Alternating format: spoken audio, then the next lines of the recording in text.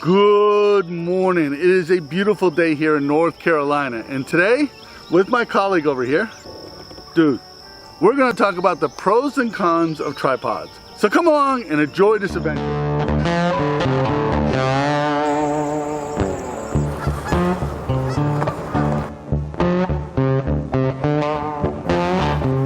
Dude, when you see a bird, you bring your camera up, you focus on it, and you take a picture.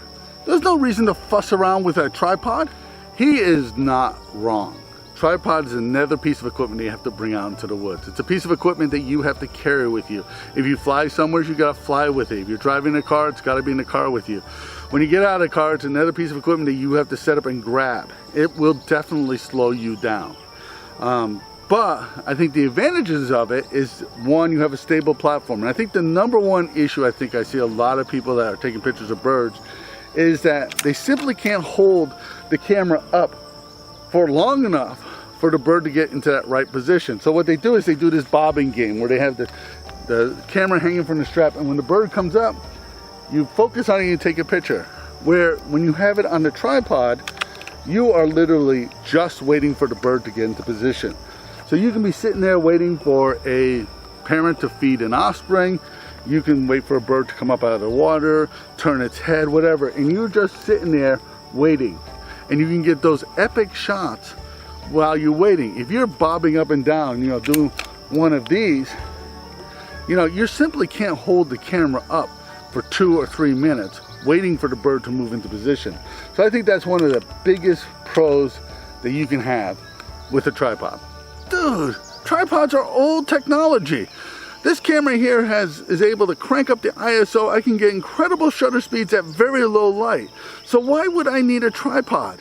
Well, I don't think that's a completely invalid argument. I mean, actually, I have been thinking about this a lot, especially over the last week. This Canon 5D, this is the R6, is an incredible piece of technology.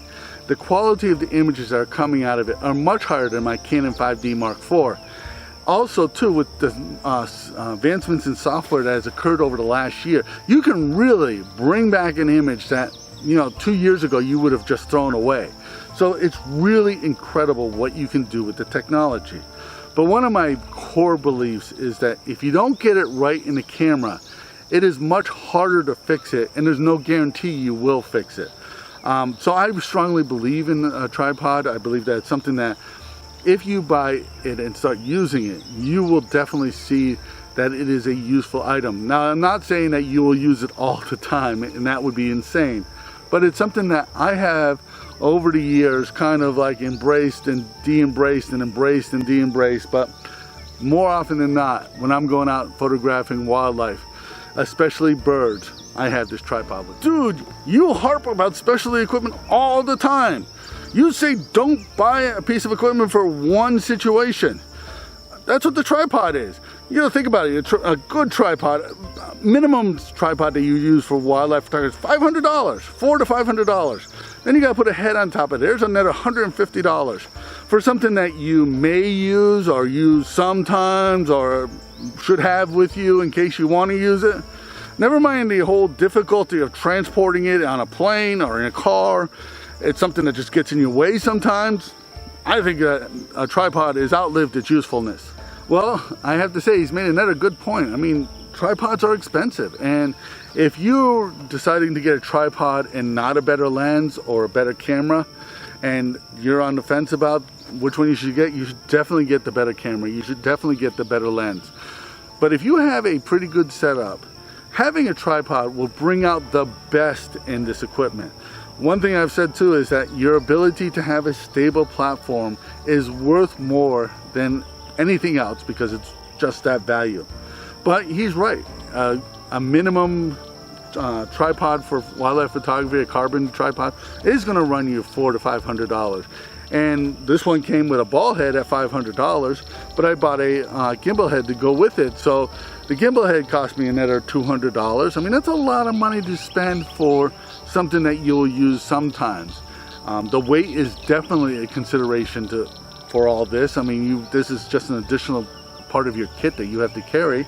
And flying with it or traveling with it can be a royal pain in the ass, especially if you're in a situation where you got 3 or 4 people in a car and you're bringing your camera equipment and your luggage and everything like that, and everybody else is bringing their luggage, and room is a serious issue. That's something that you need to consider. All these issues are stuff that I think that you as an individual has to look at. But personally, I mean, I just went to videos I did from Florida.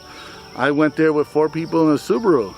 It was tight, but I did bring my tripods with me because I feel they're that valuable. I would rather leave other things behind than my tripod. Dude, really, dude, this is just a royal pain in the butt. Carrying a tripod is additional expense. It is heavy. It's in your way. It slows you down. I feel none of those make you a good wildlife photographer. Yes, a tripod definitely would be beneficial when taking landscape photography or even flower photography. It definitely has some advantages in supporting your camera. But the weight of this equipment has come down so much in the last 5 years, I just don't see it being beneficial. So I'm going to do you a favor and end this video. Well, if you got anything out of this video, please give it a thumbs up. Even if you agree with me, become a subscriber. That really supports him in the YouTube world and gives him more ratings and the thing. We're trying to get to 10,000 subscribers, so please, please support us. Become a subscriber. Become a Patreon supporter. Your support allows us to offset some of the financial expenses that we incur by doing these videos. And the last thing is, I'm Sean's alter ego, so thank you for watching.